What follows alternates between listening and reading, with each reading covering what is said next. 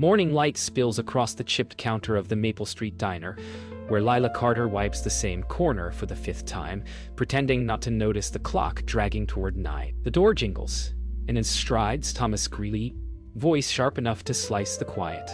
His tone drips with authority, the kind that turns air to glass. He orders without looking up, criticizes before tasting, and when Lila calmly corrects him, laughter erupts from his table. "Know your place," he sneers, loud enough for every booth to hear. The words echo between the walls like a bell toll. Lila freezes, her face still but her knuckles pale. Outside, the wind stirs fallen leaves against the glass, whispering as if the world itself took note. What would you do if the person who humiliated you suddenly became your employee? Or your servant? Somewhere beyond the diner's hum, the faint chime of a phone begins to ring. A sound that will soon rewrite everything. The morning rush fades, but Lila's mind stays fixed on that single phrase echoing in her chest. Know your place. She scrubs the same table long after the customers have left, her reflection staring back from a puddle of spilled coffee. The world outside feels too bright, too indifferent. Somewhere between humiliation and exhaustion, she whispers to herself, "I'll forget this by noon." Yet, a quiet spark flickers beneath her calm. A whisper her father used to say, "Never let anyone tell you where you belong." She looks toward the back office door, where the phone still blinks. She hesitates, towel in hand, unaware that behind that single call lies a life about to tilt on its axis. The bell over the door rings again, this time softer. Ava Reynolds steps in alone, holding her purse tight to her chest, hesitation in every movement. She orders a coffee, her voice gentle, unsure if Lila remembers her from earlier. "Row morning," Ava murmurs. Lila nods without bitterness. They exchange the kind of silence only women accustomed to swallowing pride can share. The faint ring from the office phone interrupts, and both glance toward it. "You should get that," Ava says quietly, something knowing in her tone. Lila hesitates, then walks toward the sound that feels suddenly too important to ignore. Lila steps into the cramped back office, where the air smells of coffee grounds and old paper. The ringing stops as she lifts the receiver. "Ems, Carter?" a voice asks. "We've been trying to reach you. It's about your father's account." Her heart skips. The man continues, formal but urgent, explaining that her father's investments, long untouched, have matured into something unexpected. Lila sits down slowly, her hand shaking as she writes the number the banker gives her. The receiver feels heavier than it should. For the first time that morning, she isn't thinking about Thomas Greeley. She's thinking about her father's voice saying, "Always plant something that grows." Outside, clouds drift slowly over the diner sign, casting the room in passing shadows. Lila emerges from the office, her face unreadable, towel still in hand. The hum of the refrigerator and the faint clatter of cutlery fill the silence. She looks around the empty diner, her world both the same and completely changed. The wind brushes against the door, the same one Thomas had swaggered through hours before.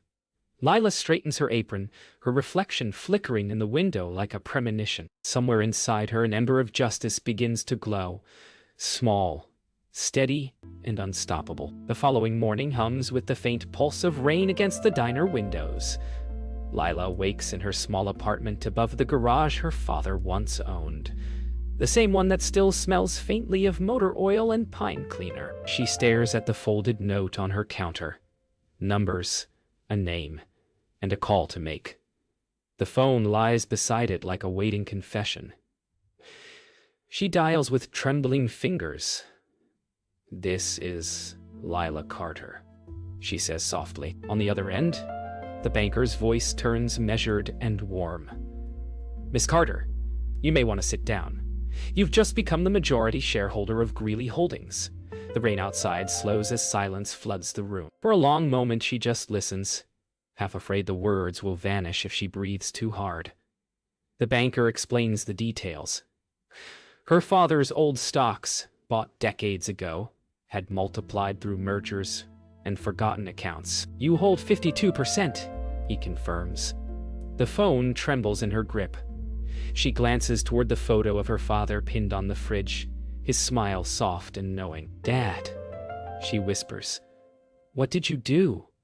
Outside, the rain stops, leaving the world washed clean, as if waiting for her next move. Hours later, the town feels different beneath her feet.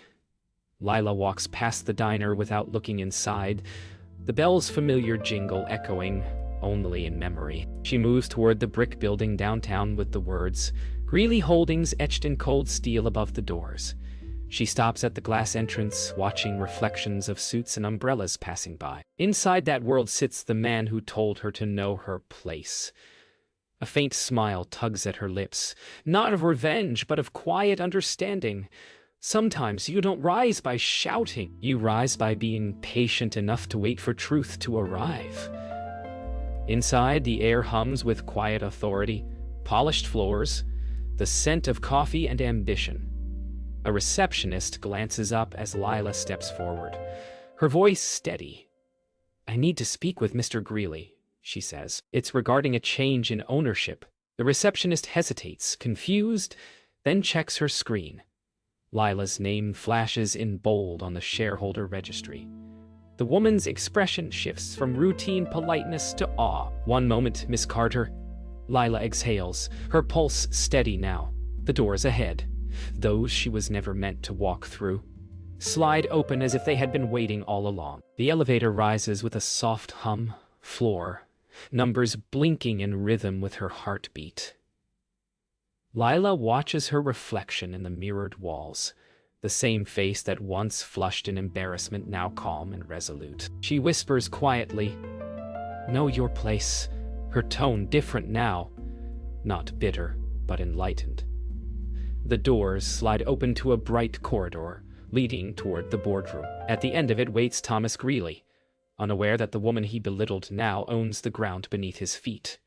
The hum of the elevator fades into silence, leaving only the sound of footsteps, hers. The boardroom hums with quiet tension, the kind that only money can create. Thomas Greeley stands before a wide glass window overlooking the town, his reflection towering above the skyline he believes he owns. Ava sits near the end of the table, hands folded, eyes on the door as it opens. Lila steps inside, her steps steady, her presence quiet yet commanding. "Can I help you?" Thomas asks, voice thick with condescension, not even glancing her way.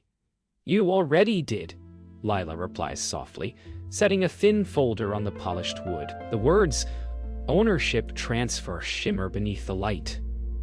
Every head turns. Thomas chuckles dismissively, assuming this is a mistake. "You're the waitress from the diner," he says, a hint of irritation threading his laugh. "Someone must have sent you the wrong file." Lila meets his gaze for the first time, her voice quiet but sure. "I'm here because the bank confirmed it. My father invested in this company before it had a name." The room shifts. The lawyers exchange glances, pens stop moving. Ava's lips part in silent disbelief. The arrogance in Thomas's posture falters, just slightly, like a tower hit by its first tremor. The silence grows heavy, broken only by the ticking clock above the door. Thomas finally reaches for the document, scanning it quickly, his confident smirk fading with every line. This can't be right," he stammers. Ava leans forward, reading over his shoulder, her voice quiet but firm. "It's all verified, sir." Lila watches, not gloating, only resolute. "You told me to know my place," she says evenly. "So I did, and it turns out it's here." The words land like a gavel strike. Outside the window, the clouds begin to shift, sunlight breaking through faintly. The meeting continues, but the air is different now. Lawyers speak softly, their tone deferential. To her, Lila asks quiet, pointed questions, her words steady as stone. Thomas sits, still trying to find footing in the shifting ground beneath him. His voice lowers, stripped of command. "This company? It's mine," he mutters under his breath. But even he doesn't believe it anymore. Ava glances at Lila, recognizing something rare. Not revenge, but grace and power. For the first time in years, the boardroom feels human. When the meeting ends, the others file out in murmured awe. Thomas lingers, staring at the folder still open before him. "I suppose congratulations are in order," he says bitterly, not meeting her eyes. Lila gathers her papers, her voice gentle. "You built something powerful, Mr. Greeley. Maybe now it can become something good." She turns to leave. For a moment, her reflection passes his in the window. The servant and the master, reversed by truth.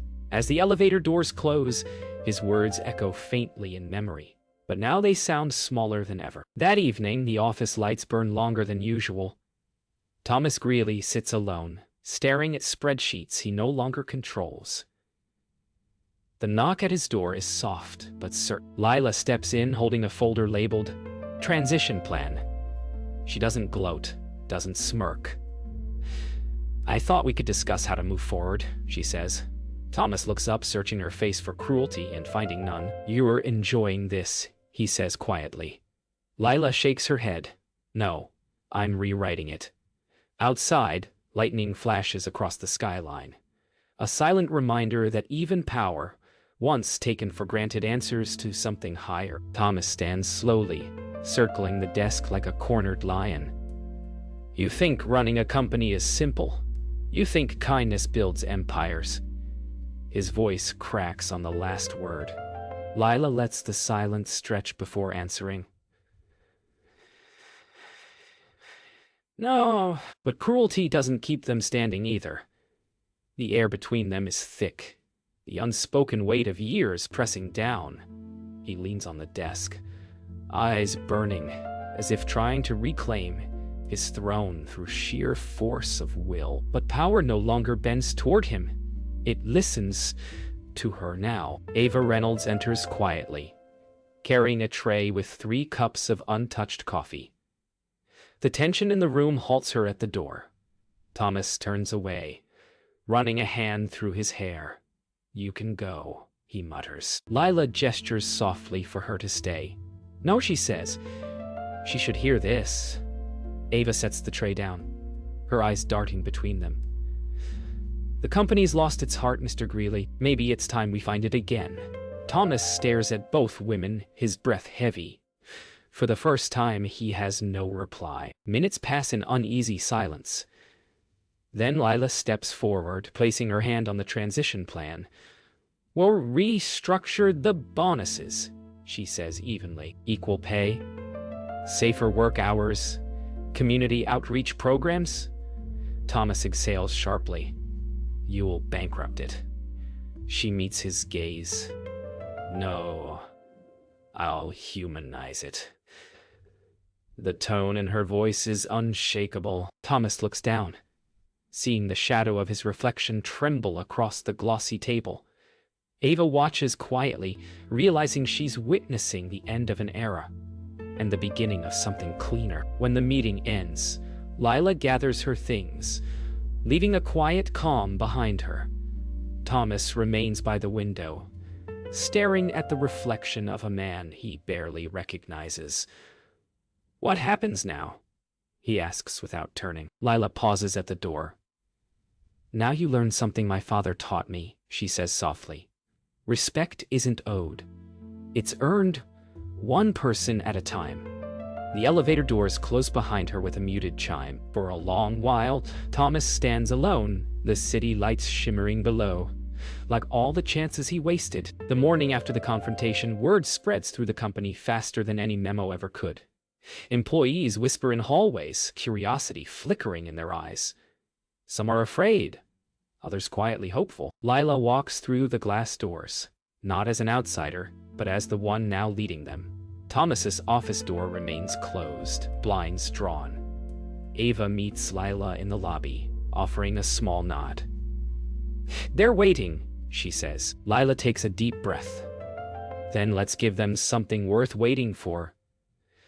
The sound of her heels against the marble floors marks a rhythm of change the whole building can hear. In the boardroom, The same table that once silenced her now waits for her voice. Lila stands at its head as executives murmur among themselves.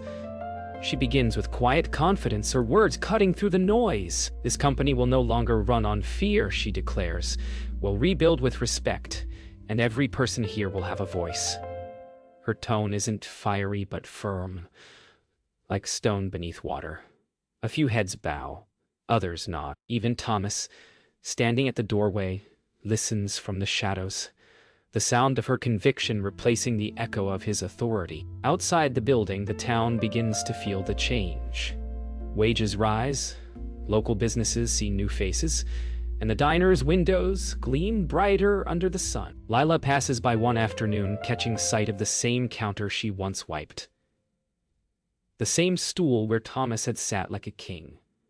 For a moment, she stops at the window, her reflection overlapping the empty booth. The memory doesn't sting anymore, it teaches.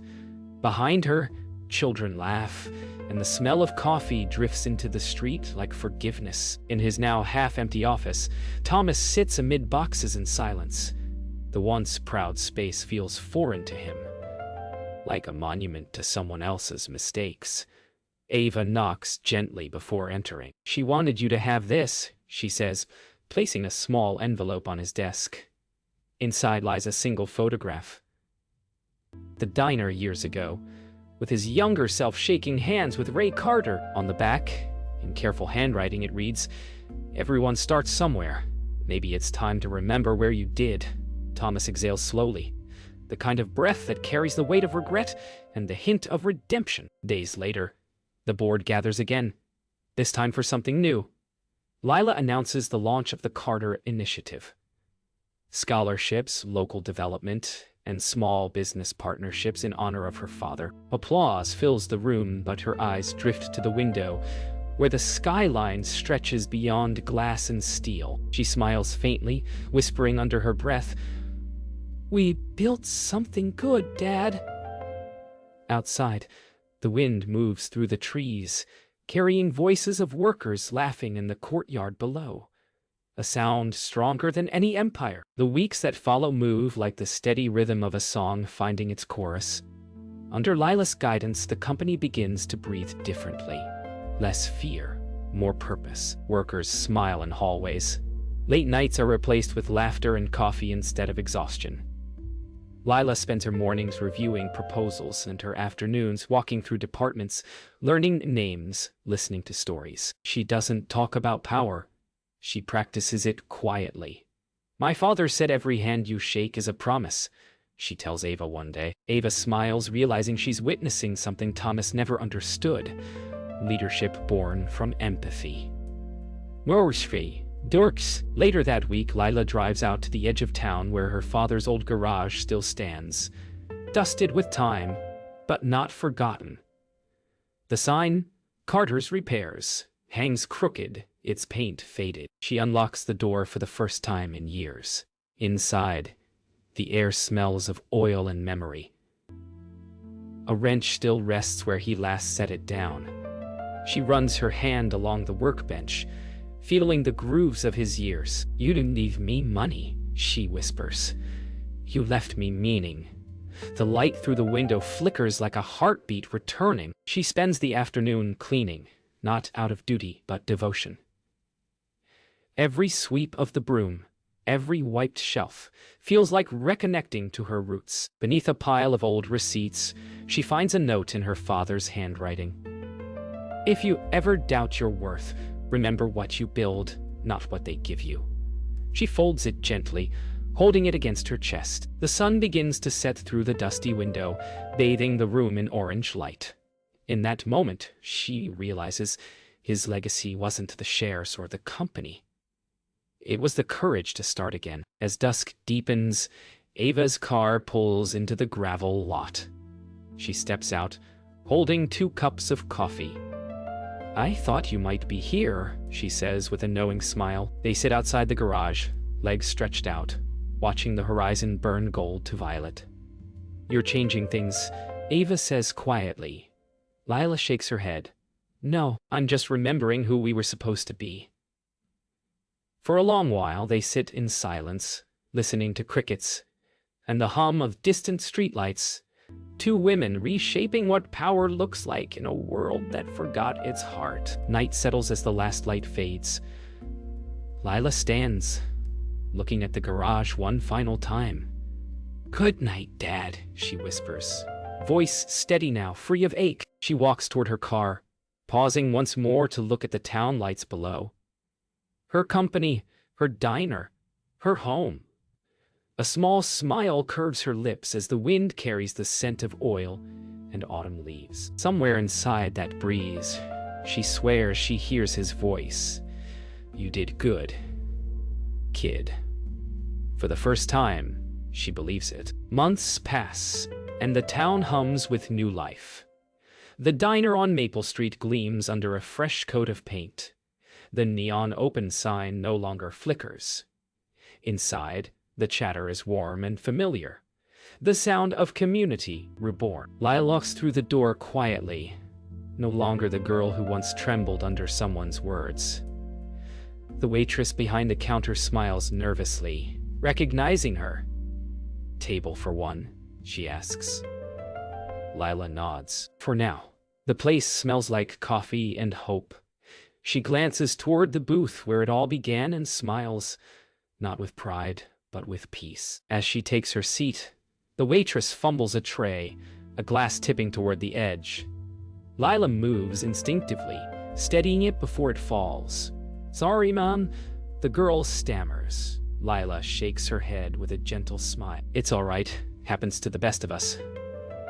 The girl laughs nervously, cheeks pink.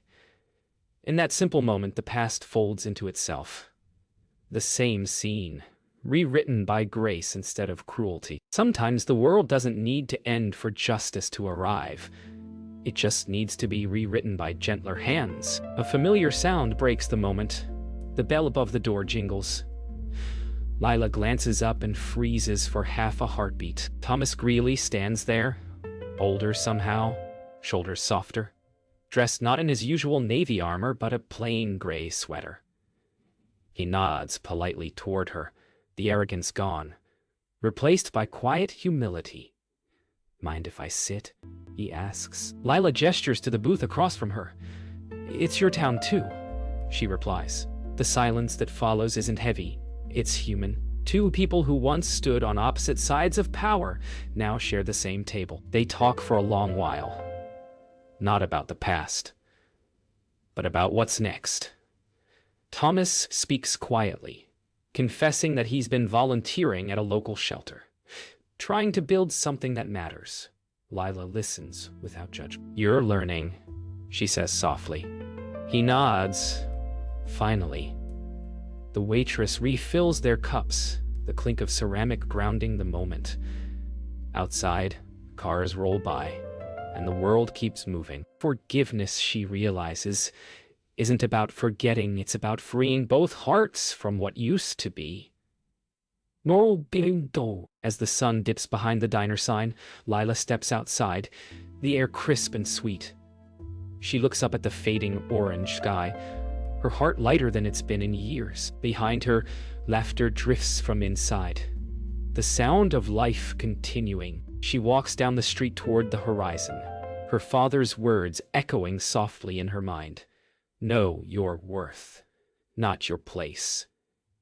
The neon open sign hums to life behind her, glowing steady this time. The story that began with humiliation ends with healing, and a light that never flickers again.